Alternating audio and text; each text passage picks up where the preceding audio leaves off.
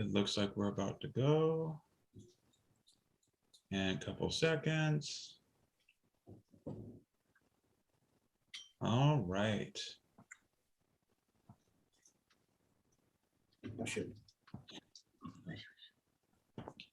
Hello and welcome to the Magistic Chat. I am excited. I am so excited. I am about to pee my pants. I am so happy. Orion Foxwood is here, and I've been, oh my God, like I'm over here like, oh my God. I am so happy. I found his work, a long time ago, and everything that they put out is amazing and rich and deep, and it's just like, it just speaks my language. And one of the things I like about him, and Orion, should you go by him or them? What was that now? Should you go by him or them? I wanted to double check. Oh, him's fine. Okay. One of the things I love about Orion is that he sees the world how I see it, and it's just like, it's a kindred spirit, and it's really hard to find, and I'm just like so in awe. But a little bit about me, because we have a whole bunch of new people here today. My name is Chris Allen. I am an ordained minister with the Fellowship of the Phoenix. I am a published author and talk show host and smartass. So thank you for joining us. And I would like to introduce my co-host, Laura Gonzalez. Take it away, Laura. Hi, hello everybody. It feels like it's been years since I've been here. It has. Hi, my name is Laura Gonzalez. I am a Circus Entry minister, a priestess of the goddess, a witch for hire, and I am also fabulous curly today. So that's about it. And of course, I like to redirect your attention to our guest tonight, Orion. And if you would like to introduce yourself, please. Oh my goodness. Well, hi. My name is Orion Foxwood. I'm an author and high priest in the craft. I grew up in Conjure, Southern root work. Although they didn't call it that where I grew up, they just called it spirit work or spirit doctrine. So I grew up in folk magic and was born with the veil, which is a term that you don't hear as much. I don't think in your area. You hear the call more. And it's a way the placental sheath falls across the eyes. It should come off when a baby's born, but it doesn't with those who were born with the veil. So my mama was born with it. I was born with it. And my sister was born with it. So people sometimes ask me, how long have you been doing magic? And it's funny, I think about that and I can't think of when I wasn't. But one thing I will say, and I know it's supposed to be like introducing ourselves, but this is something in the introduction that I want to give to everybody. As I introduce myself, I'm a witch, I'm a conjure man, I'm a fairy seer. All of those ultimately are words for ways that I encounter the spiritual, that I encounter the seen, the unseen, and the thresholds in between, and answer the three sacred questions. Who am I? What is it? What's my role in it? Mm. One of the things as you grow magically, spiritually, mystically, that I get my apprentices to do, and I highly recommend you do, is to begin to look at your lineage of inspiration. Mm. And there's a concept that I play with a lot called sacred permissions. And so when I think about who am I and how I arrived right here on this wonderful show with these wonderful people, with you, it all started out with a sacred permission. Some point in your life, you were given the sacred permission to become what you are. If you're a witch, a magic worker, you certainly didn't do it for an increase in pay at work. You didn't do it for popularity, although the jewelry surely is, the best. But you did it for an unreasonable reason. You were summoned by something you didn't even know what it was. You just knew you had to come. You were called by something that I call the co-creative call to action. Did you know there's more people self-identified as witches on this globe right now than ever in the history of the world? You got to ask, and I'll come back to the permissions thing, but you got to ask yourself, why? Well, my elders told me when the world needs witches, witches arrive. and that we are summoned by necessity, opportunity, and resource. And when those three line up like tumblers in lock, the blood awakens. You see, I come out of teachings that the propensity for being a witch, a magic worker, is genetic. And you may say, well, I don't agree with that. No, I'm not really asking anyone's opinion. This is a very old belief. And honestly, I believe I don't believe it. I've watched it for years. It's definitely true. Magic worker is. If you are a witch or a magic worker, you're not the first one in your family. And it can cross generations of time. And the truth is, somewhere in our lineage, it's going to be there anyway, because we were all born from the first people. I mean, where else would we come from? Trace your blood back, and it'll go back to the first peoples, whether it's in Africa or Asia or America, North America, or anywhere on this globe. Now, but the thing is, when you come into a life like we're in right now, this is a high stakes life, y'all. We are sitting in the middle of the body of a God. We're sitting in the thresholds. We're sitting at the crossroads where one era goes into, hopefully era, not error, goes into the next. And we're in a time of uncertainty, but that is the place the witch loves the most. My elders always said, the witch does not travel in the circle of the light nor the darkness, but in the gray space in between. And we're sitting in the gray space. No, that was aside from the thing about sacred permissions. As you grow, it's so important that you know your roots, both where you come from, what's contributed to who you are, and how you got to where you are, but also the people and the events that awakened you, right? Like mine, here's a good fairy one. I was a little boy. I was maybe 3, if I was that. I know I could sort of wobble walk, I walked. We went to Cedar Creek, and Cedar Creek, it had oxbow in the creek. I'm sorry, creek is I think y'all might say a creek. I can already say a creek. And even my mouth does weird things. Creek, And so we were at this oxbow in the creek, where an oxbow is basically where a creek or a river will make it'll sort of loop. And sometimes that loop will form a swamp in the middle or a lake. It's very beautiful. And we were there, and this place is very famous for its Civil War battles and stuff. As a matter of fact, I've got cannonballs laying in here that we found in our garden. And we lived close to the Cedar Creek. And so I wandered away from Mom, and Mom let me, which was odd, really, for me being so young. And I looked over through the trees, and there was 3 women that were swimming in the water. But the thing is, they were made of water. Their hair was water. Their skin was everything. They were splashing the water, and they were having a ball. And of course, I'm like, right, I'm this little boy. And so one of them must have heard or felt me, and she looks at me and she just winked and goes, like, don't tell anybody. And of course, I obeyed her. I promptly ran, to my mom to tell her, what I saw. Now, that was the moment of sacred permission, because my mom looks at me. She could have said, son, you did not see that. Stop making up stories or something like that. But she didn't.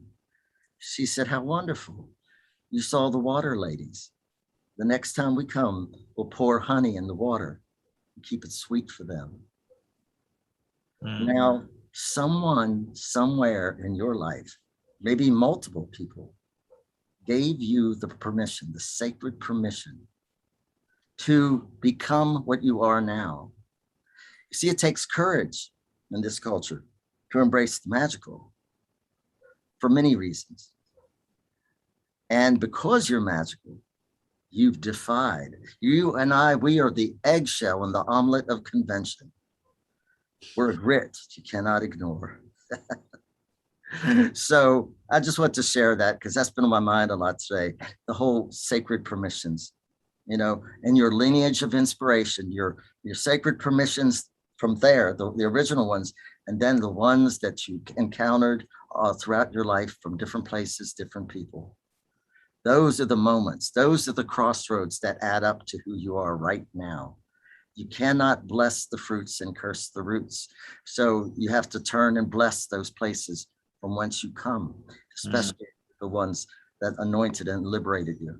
You know, so I don't know what else to say about myself. I also have founded the House of Bree, which is the only fairy seership institute in the world. Mm. You know, and I wasn't trying to do that. I just was following, you know, the directive of my spirit life, Bree.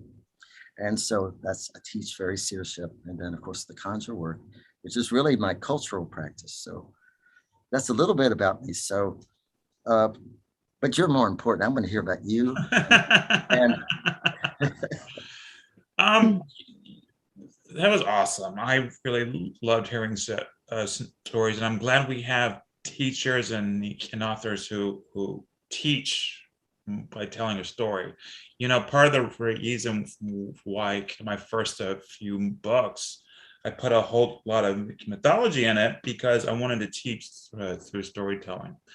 You know, I have a couple questions though, since you know I know your current book is about Conjure. And I know we're all shocked to hear that. What do you feel? Okay, just so you know, on this show, we like to ask really weird questions that stir the cauldrons. Let's stir it. oh, So, nice. so one of the things, and my so a little bit about me. I'm part Cherokee, but I wasn't raised in the tradition. So I found a native teacher here in Chicago, Billy Topatate, who has been teaching me Lakota and Apache, and I've been with her for years and years and years, and I've become a pipe carrier and whatever, everything else. And I get a lot of people who try to scold me and teach me about appropriation. I'm like, no, sweetie, no, no, no. These are my teachers. These are my teachers. I've gotten permission, and a lot of the native ceremonies that I attend, what we often say is we don't have initiations or anything like that, but we do say, oh, I got this song from my teacher so-and-so, or I got this story from Chief Leo or Chief Michael or whoever. You know, so my question for you is, because you do Conjure, I have been told over and over again, and it's a silly thing, because I'm from Houston, I'm from the South, about how because we're white people, we're not supposed to do Conjure. What's your take on that? Well, and I've heard that, and I look at folks and I say, well, you're wrong. And where you're wrong is if we lived in isolated cultures where we didn't bleed into each other, then that would hold absolutely true. Like, for instance, my mama was born in a slave's quarters in a plantation called Hollingsworth Place in Cedar Creek Grade in the Shenandoah Valley. She was birthed because they were Poe. They couldn't afford the other OR. You know, this is Appalachian Poe. And so they were sharecroppers. And the woman who birthed Mom, because they couldn't afford doctors, you know, these were poor folk, was a midwife. And we affectionately knew her as Miss Granny. And Miss Granny was a free slave.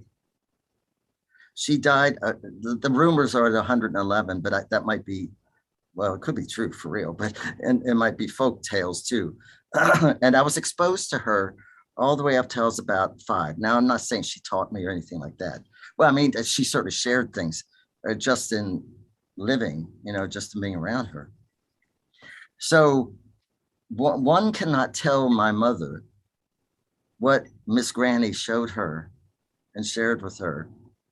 And that one cannot tell her until my mother's deceased anyway, so I don't think they want to tell her anyway. But my mother not to practice or not to do anything. Well, she didn't practice anyway. She wouldn't, none of this stuff would have been seen quite the way that it is right now. Because a lot of these folk practices, they were just things you did. They were just what you do, you know. And then the ones who specialized, the ones who really knew the ways, you know, the conjurers, the spirit workers, etc., They were the ones who carried, the bulk of the practices. But I have real mixed feelings. I do very much support the concept of we've got to address cultural appropriations. Right. And both incidental, accidental, and intentional, right? And I understand how many stripes can a zebra lose before it's no longer a zebra? And the microaggressions, and it's been awful what the Black community and other minority communities have gone through in this country. And so I think we have a journey ahead of us for all of us to witness each other's rage and witness each other's healing, together. But having said that, I think it's imperative that we get these things in an honorable way, right? Like, for instance, I've known people who have read books and all that, and that's all fine and good. I write them, so. But then they start to revise their own history and start to, I was born in this place and that place, and all of a sudden, this, a revisionist history. That is not good. That is not good. Acknowledge where you get this stuff from. Don't make up new histories. Be who you are. And if you are doing a practice outside of your culture, then make sure that the culture that you're doing it, whatever tradition that is, has laid its hand of blessing on you in some way. Right? Like you are studying from a traditional worker or traditional medicine person. Those ways, you honor them. Like in the very beginning of my book, very beginning, I tell folks, if you are not willing to get down onto a slave's grave and cry and let your tears fall into that land, don't touch this stuff. Don't touch it. The reason is because any tradition we practice, we have to also become redeemers of its wounds, including witchcraft. The Inquisition, that is the largest indigenous genocide attempt in the history of the world. It was multi-continental. It was huge. And we don't really talk about the wounds that we've all, as modern witches, have inherited. I see them all the time. I can see them all the time in people. So I think when people feel like they're being appropriated, I think it's important to listen and to hear, because sometimes we just have to hear each other's feelings, right? But then I think we also have to make room for people to respond, and tell their story and where they're from, and even to ask, how could I better honor? I'm not going to stop doing it because I got this in an honorable way. But please advise me, how could I honor better? Because me doing this is not to reduce you, by no means. If anything, me doing this, I will do my best to uphold and honor you, and your history, your culture. It's just right now we're going to have to wade through this time where there's going to, excuse me, I got allergies are acting a little. We're wading through a time where there's volcanoes of consciousness going on, where there is the haunts that are in the House of America and other countries are now coming out. That's a part of this growth process, right? Zora Neale Hurston, one of my sheroes, and this was in her book, I believe it was The Sanctified Church. And she also wrote, the eyes were on God, of mules and men. And she said, I quote, sometimes people can be slave ships in shoes. And when I read that, it struck me as powerful, that we have to go into our soul and emancipate the shadows. And we have to go to the great river of blood. That's one of the big things that I work with. And we've got to start redeeming the ancestors, blessing the ancestors. As long as they are caught in pain or woe, we cannot grow very far. My mama used to say, it's an Appalachian saying, nobody heals until the ghosts speak. I like that a lot. Isn't that powerful? That is powerful. And when she said ghosts, she meant many things, the unspoken but felt things that are in the room, but also the wounds that came before us that flow downstream to and through us. You know, those wounds need to speak, you know, and they don't need to make sense, and they don't need to be like intellectually sound or any of that. Emotions aren't supposed to be. They're just emotions.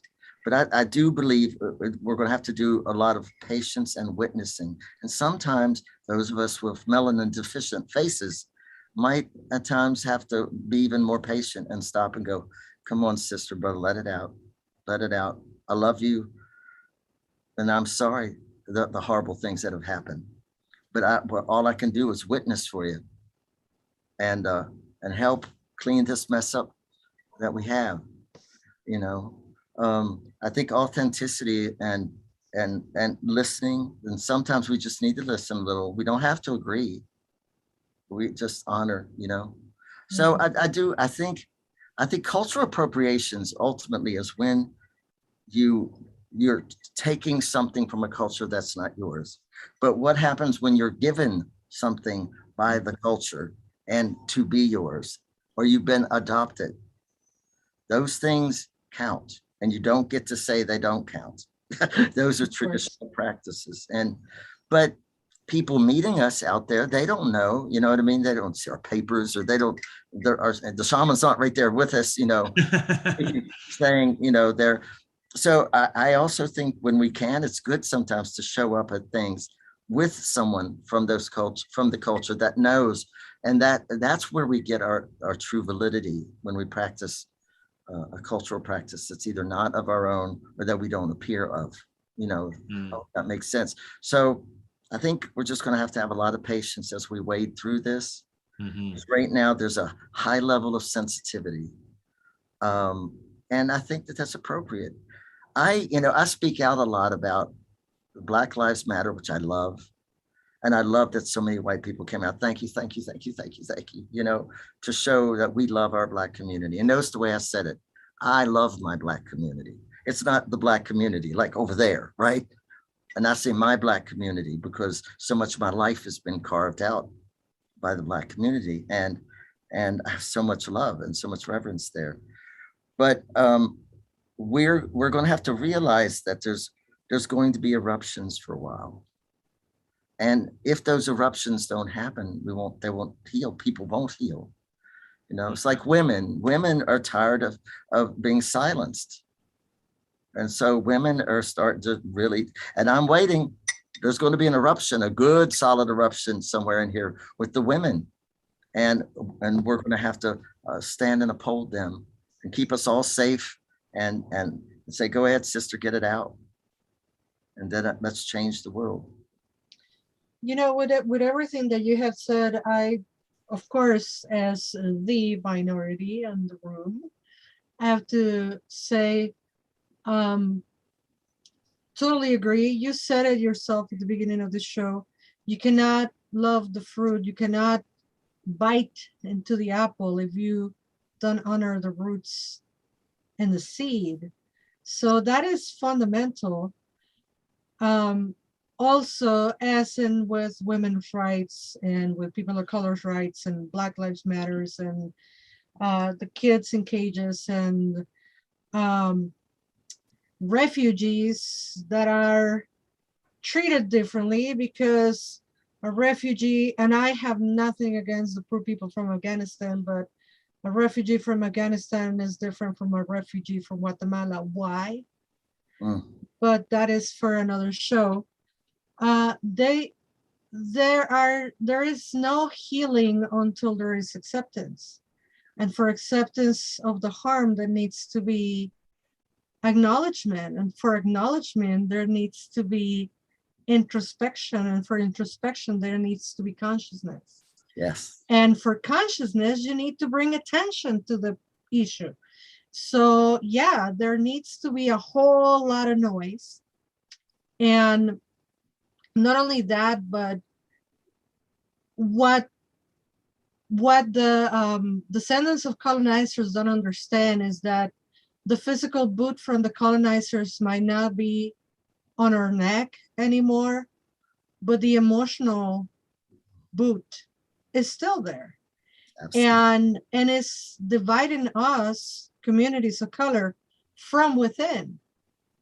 Because some of us are still thinking on the colonizer ways, and some of us are trying to decolonize ourselves within our communities. So you have people of color who think one way, people of color who think the other way, Latinx or otherwise brown, so-called brown people thinking one way, brown people thinking differently. And I, for one, I have to say, not because you're here, but because I know a few people from the Appalachian culture. You folks are a different kind of melanin deficient people. We have so much in common Yes. that I say this lovingly. I think you are just like very, very, very light-skinned Latinos because I love you, sister. we have so much culturally. I think it's the mountains, Yeah. and the magic, and to have the magic so palpable. And that happens through the whole mountain region, the whole Appalachian. It's just fantastic. You know Yeah. that the Blue Ridge and the Smokies, and I think most of the Appalachians are the oldest mountains in the world. They are a part of Pangea. And so, and you can feel it when you go into. See, the Blue Ridge is what carved me out, and I think there's something to be said about these old mountains that remember the oneness of our species, of our planet. It's old medicine. Those stones talk deep, and you have to get real humble and quiet to hear what they say, and what they say stays in you forever. Absolutely. I visit I'm gonna tell you this, please don't cancel me. I used to roll my eyes at fairies, right? Fairies, gnomes, trolls. I used to like just roll my eyes until I visit North Carolina. And I walk a couple miles on those mountains. And I was like, yeah, no, you made a believer out of me. Like they're as real as you and I, and whoever denies them is just ignorant and haven't. Not because you haven't experienced something, go ahead and deny it because it's real. I love you, sister. Thank you for that too, by the way. Thank you so much. If I may, a story, of course, because Appalachians, that's how we tell everything, is in stories. So, and it has to do with the good people, with the fairies. Now, where I came from, they didn't use the word fairy because that's more British, even though we don't really know the etymology of the word. It could be Gaelic, it could be a Breton, it could be Persian even, with Perry. There's a lot of conjecture about where it comes from, but it's the word fairy is most popularized by the British people. So where I came from, they never said that word because they didn't like the British so much. And so keep that in mind then when I tell this story. So this old man used to come down from the mountains, and he was on his way to the farmer's market, and he would stop by to see my mama, and they would have coffee and they'd hang out and talk, and then he chew the fat, and then he would spend time with me. He was the one who spotted me and knew immediately that I was a charmer. And a charmer is one who's charming, is one who has a natural propensity for remembering the charms. And the charms, some are rhymes, some are not, and they're for everything, for healing, for bringing the rain. So that particular day, I didn't know that was going to be one of my major days. I swear that day set my course as both a fairy seer and a witch. So he was done talking to my mama, and he came to talk to me. He sat down, narrow tooth in his mouth, and he starts talking to me about the fairies, except he called them folk. And they call them folk, or the cousins. And so and they call me Mike back there. And I want you to keep this in mind. I was peeled. My eyes were on him, but not as much to remember the story because I was a little kid. I wanted the cookies that he had. He had ginger snap cookies. And still to this day, you know, I'll do anything for a ginger snap cookie, you know, I'll like roll over, play dead, you know, rub my belly, you know. And so I listened and mom wrote it down and then I memorized it later. So he says to me, and they call me Michael back there. And Michael or Mike, he goes, Mike, you got to make right with them folk. Them folk can snatch your prayers before they reach the ears of God. They're the original ancestors. We're the visitors. Mm. And when we break the laws of nature, we can't go to God for help. God don't know how. He gave it to them. Now, when I told that story to RJ, he's a longtime friend and mentor, RJ Stewart, he was pretty impressed. That story probably has more traditional fairy lore in it than whole books do.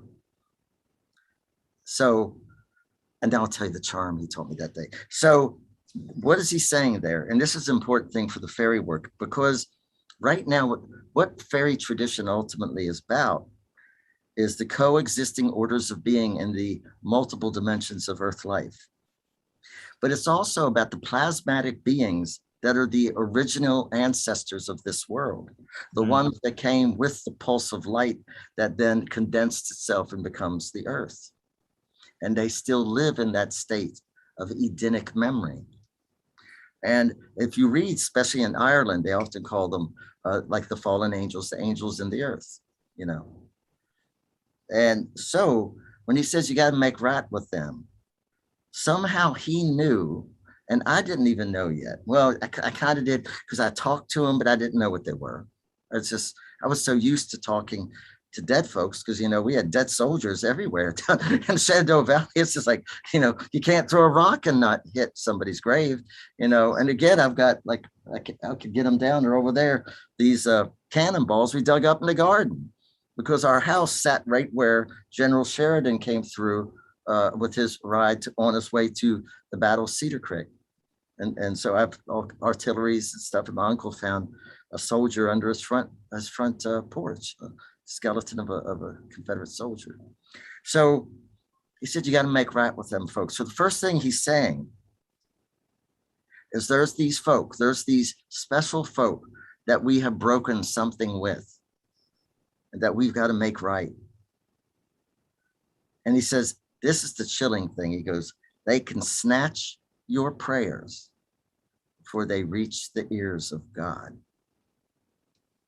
Now, when I spoke to a wonderful friend of mine named Jane Sibley, who does like Sami and Icelandic magic. The woman is a scholar too. She's incredible. And she heard one of my lectures me tell this story. And it turns out that in the old Norse and Icelandic traditions, it's the same thing. That you have to honor the landvather before anything else. Mm-hmm.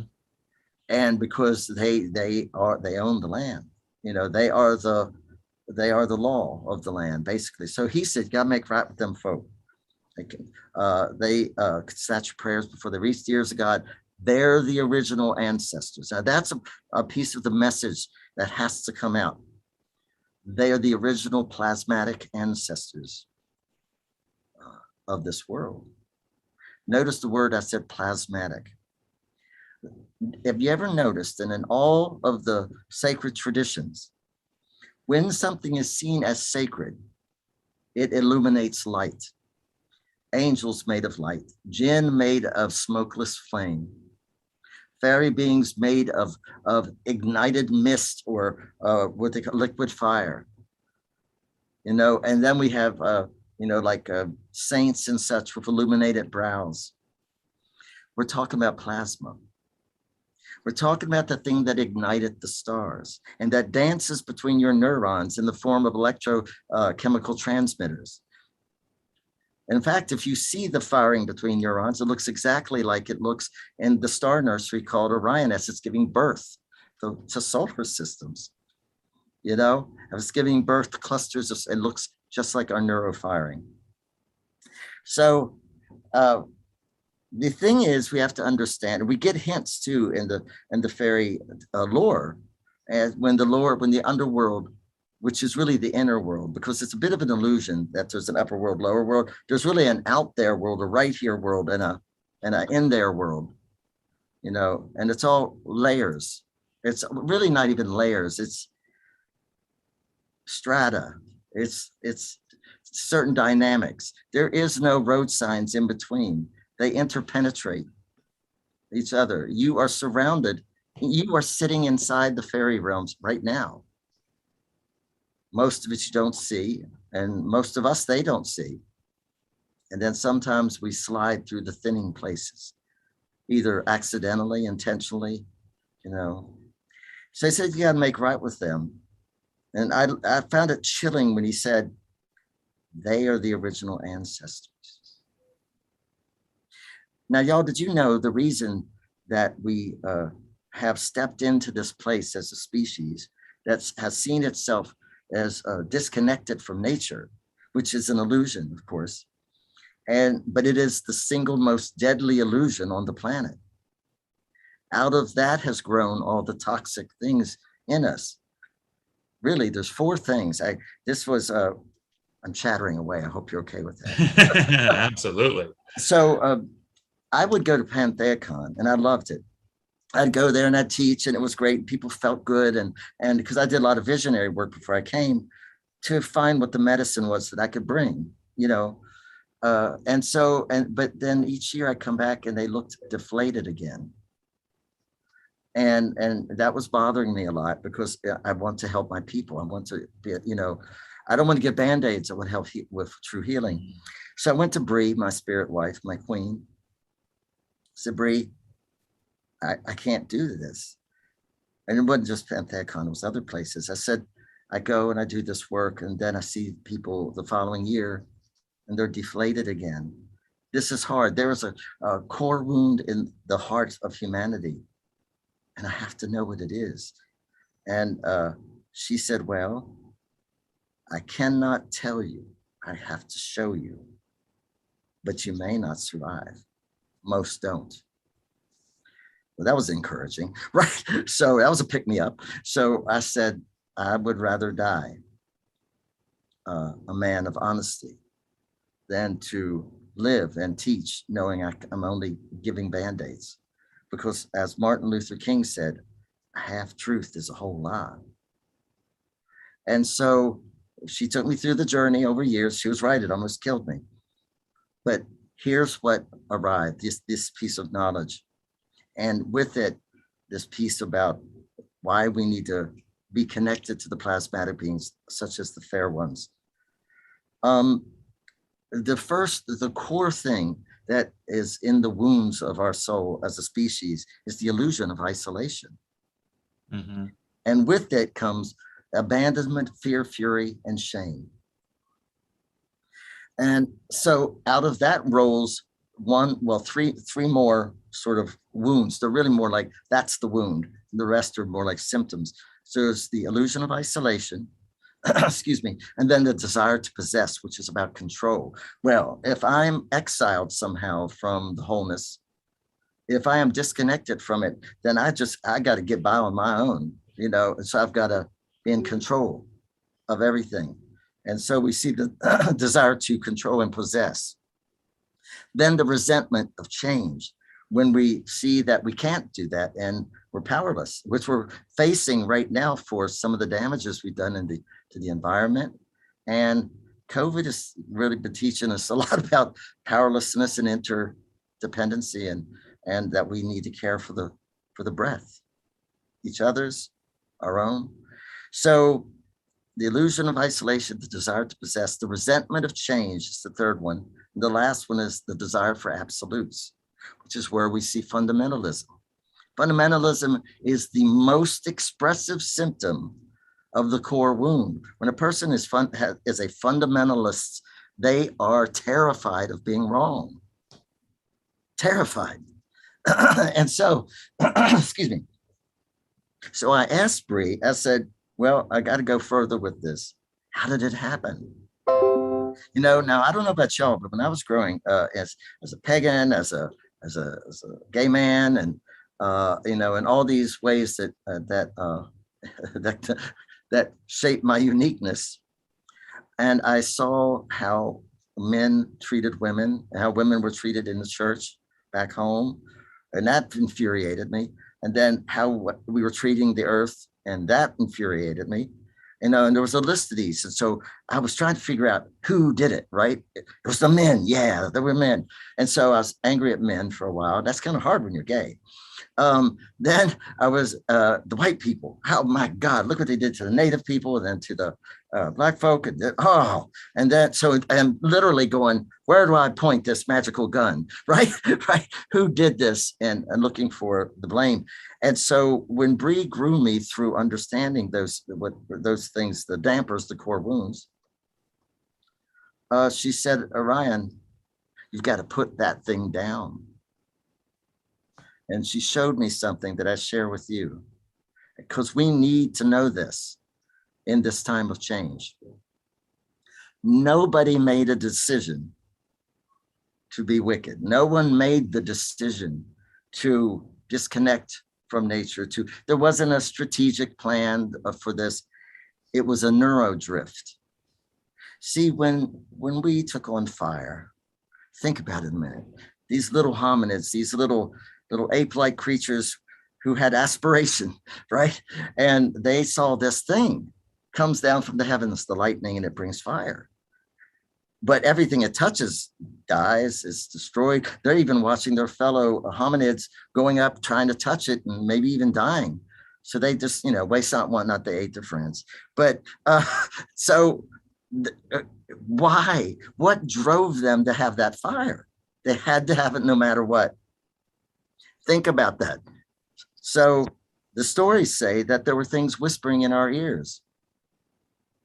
Take the fire. I believe the fire is the apple, and the tree is the lightning coming down the axis mundi. Mm.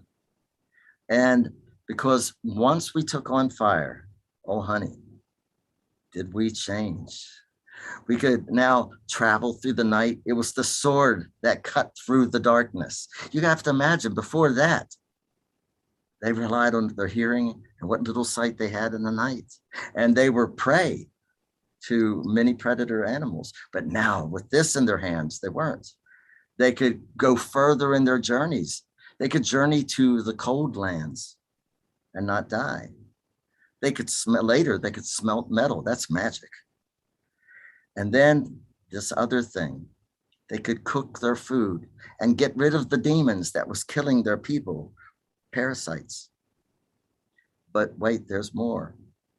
They could cook the meats and free proteins that hominid brain was waiting for.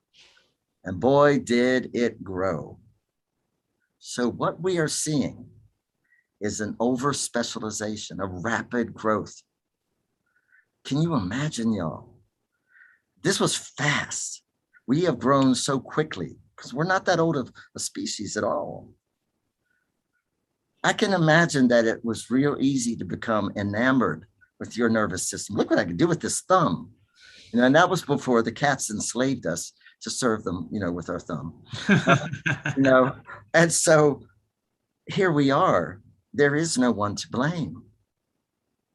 It's the side effect of an overly rapid growing nervous system. And in it, we became enamored with our own abilities. And then we drifted. We just did a neurodrift, the disconnect. We became humanocentric. And now we're having to reconnect again. And this is where you all come in. You and us, all of us on here, were called by an unseen or unheard but felt voice. We were called to dig out gods under the rebel of 1,000 years of indigenous genocide. We were called to wipe off the tears from the ghosts. Because, honey, when you dig these old gods out, you dig their people out too. And you carry some of that. And we've done it.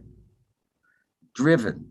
maybe sloppy sometimes, yes, and I'd say appropriating sometimes, not out of desire to disrespect, but out of a drive to unearth truth and reset the ancestral gem back in the setting of contemporary life.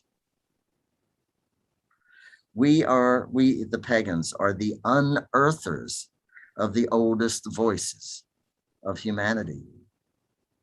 We are unearthing silenced gods that will give roots back to this tree. And the fair ones, by the way, are even older, because remember, the fairy tradition heralds from animism, which is an anthropological term for a paradigm where all things are imbued with spirit and life. And that was before, polytheism and pantheism and all of the isms. So, well, the other isms. So here we are today, called to magic, called to be a conscious co-creator with the soul of the world. If we go by the Bible, we were created by a benevolent conspiracy between the High Father and the Deep Mother. And by the way, we have now empirical data that proves that the soil, the minerals, was the beginning of life. We are made of clay. We are made of clay. We now know that, forgive me on this part, there was, I think it was enzymes, but some chemical structure came down on meteorites. And what that did, it wasn't alive. It was a type of building block, an activator. And when that hits the earth and affected the poles in many of the minerals, but it caused the minerals to form what they call a pathway, pathway through which life could come. Because you see, life can't arrive if it has no structural integrity. Your lungs have to be able to hold their lungness. Your tummy, its tumminess. If it didn't, it would all bleed into each other, right? And so everything that's alive has to have that structural integrity, and that comes from the mineral world. And so we know now that literally the breath of heaven breathed into the minerals of this world, which formed life. How beautiful is that? So this planet, y'all, is incredible. You see here, geology begat biology. And now biology is creating more geology, because it's creating, there's many new, minerals here now because of humanity and other beings, than there were before, because all the original ones came from other worlds. Now, here's something I want y'all to contemplate. I love this. All of the iron, no exception, all of the iron in the universe comes from only one place. And that's when stars burn out. They become either a black hole. They also can become a diamond. I really want one of those. Me too. They collapse into iron. And so the iron that you have right now in your blood is from ancient stars that went out. This is not theoretical, darlings. This is fact. So when you're looking at the heavens and you're looking at the stars and you're thinking, did I come from there? Maybe those same stars are looking down at you going, have I become them? So I wrote this thing a couple of years ago. I got to write some more stanzas to it at some point, but it's, we are stars with human feet, encountering starlight in all we meet. Know this, grow this, and ignite, and the stars will guide you through the darkest night. Now, here's another clincher. This one I just found out recently. It's so cool. 50% of the world, of the water that we have in the world, is older than the solar system. You heard that right. 50%. So that also means 50% of the water right now in your body is older than the solar system. Water is older than the stars. That we know. ice was already here. Well, out there. So folks, you are a piece of eternity walking in human terrestrial feet. You are an extension of the river of stars uttered from the void. Don't forget that. No. Magic is the art of conscious creation. When you awaken fully to who and what you are, we can fix this, y'all. We're witches. Miracles is our thing. Can I quote you on that? For witches, miracles is our thing. Absolutely. I just wrote something the other day. I said, in times of conflict and challenge, the witch doesn't get hopeful. The witch gets magical. That's right.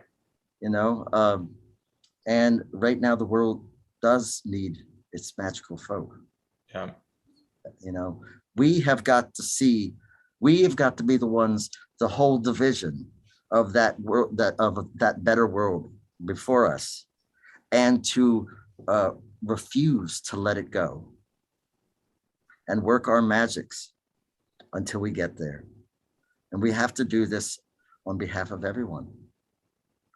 We're getting harsh lessons, right? COVID's a harsh one. Woo! I have enjoyed it. It sounds weird. And I just had a family member that died from it. A little sad about that one. But I want y'all to think about this. When we were quarantined, it was to protect our breath, right? When we wear the masks, it's to protect the breath of everyone else. Breath is the one well that we all drink from. It is the well that is the necessity for us all to survive. It is the connecting force. It's the earth itself is beginning to force us into recognizing that we are all children of one mother, sister and brother, human and other. And her name is planet Earth. And so every time I put on a mask, and I still use them, you know, because I have friends who are elders and all, I don't want to carry something to them, you know, even though I got the vax and all that stuff, but I don't want to pass it to them, you know.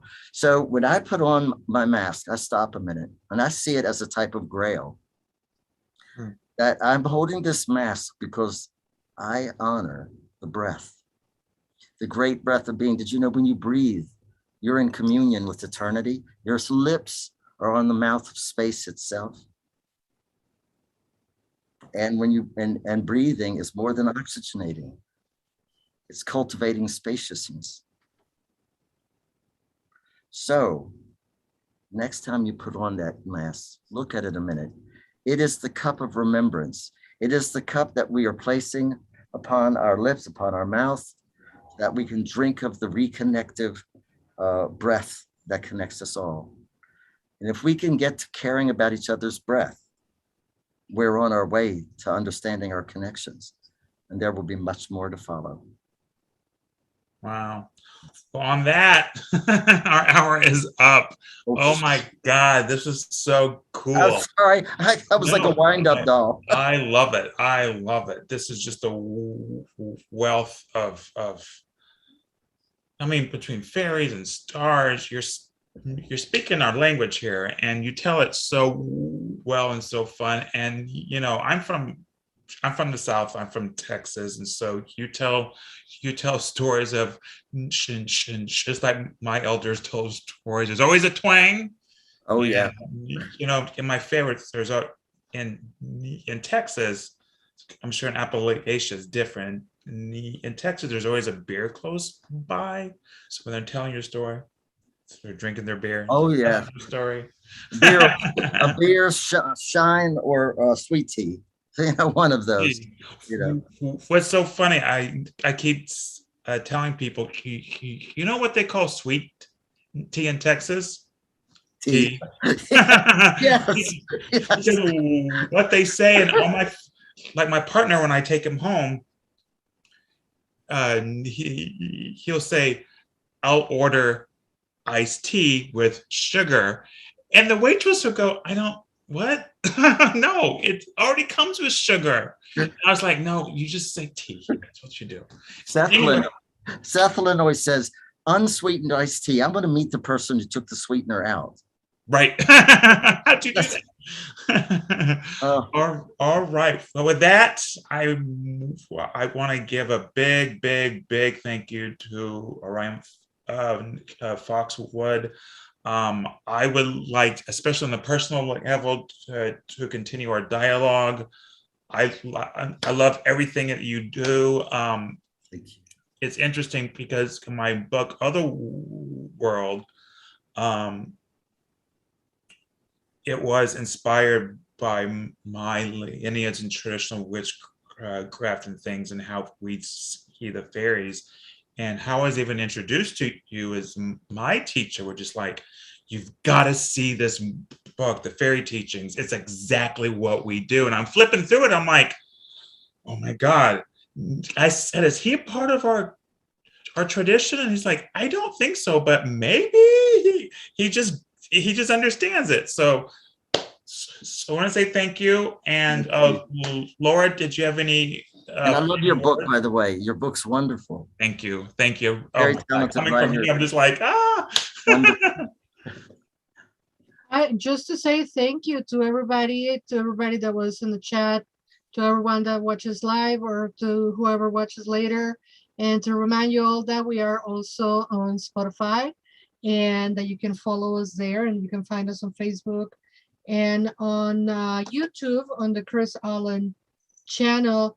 And for me personally, Orion, it has been amazing to get to meet you, and hopefully the first of very, very many encounters. I like that. And to everybody else, like, enjoy the fruit, honor the roots.